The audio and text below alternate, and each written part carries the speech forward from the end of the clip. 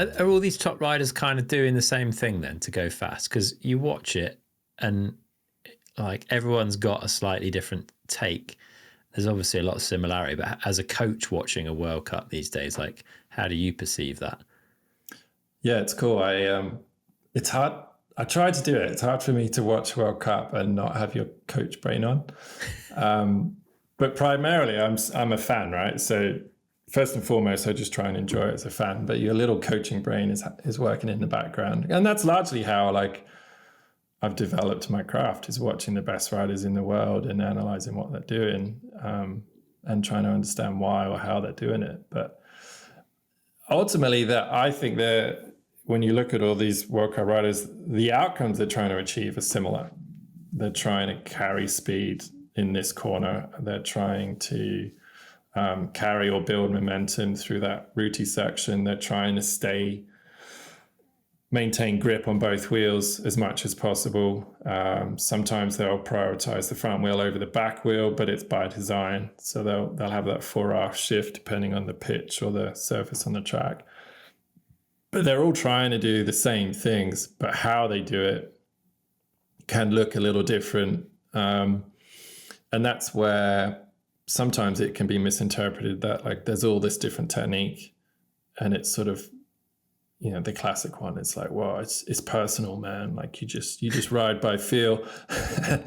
And it's not wrong, but from a biomechanical point of view, there's far more similarities between riders than probably people realize, but they do look different. Like if a 5'4" rider moves a certain way compared to a 6'2" rider, they're probably moving a similar way. It's just going to look different because one of them's like way shorter, right? But there are also some differences for sure. Like for example, if you've got a rider way stronger upper body, they're probably going to be more comfortable pushing on the handlebars. So they're probably going to have a flatter back and more of an aggressive position over the front end. If you've got someone that's like doesn't have as much strength in their arms, upper body, lower back, they're probably going to bias, relatively speaking, they're probably going to bias the back of the bike more and ride more through the rear shock and through the rear wheel.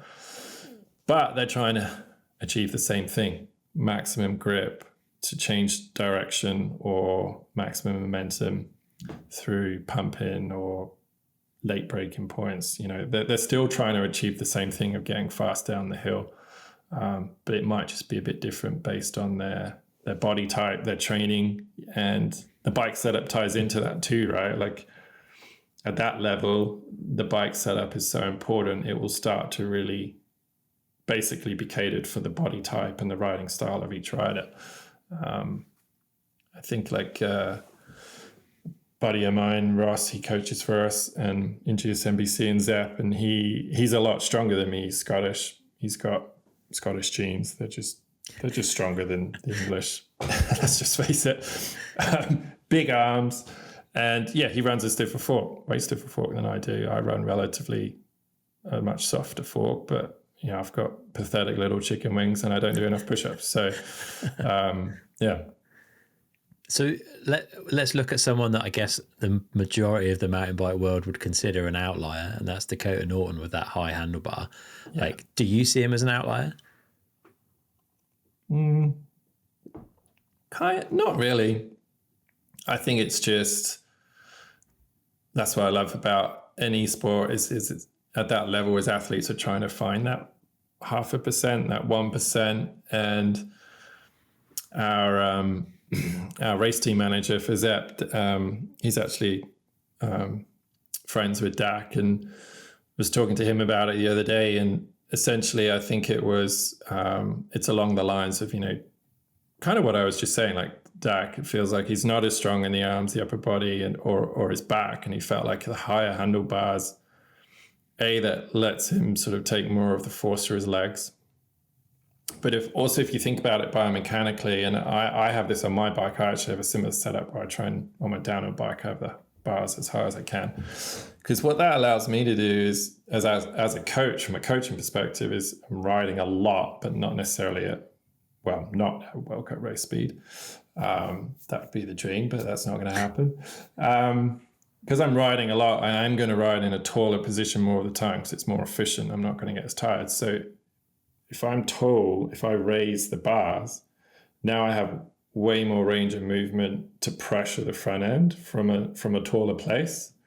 And that's one of the advantages of a higher front end is you don't have to get low to pressure the front end. So that I think is a part of it too, is if you raise the bars, you can, in some ways, it's easier to keep the front end pressured without getting heavy and over the front of the bike.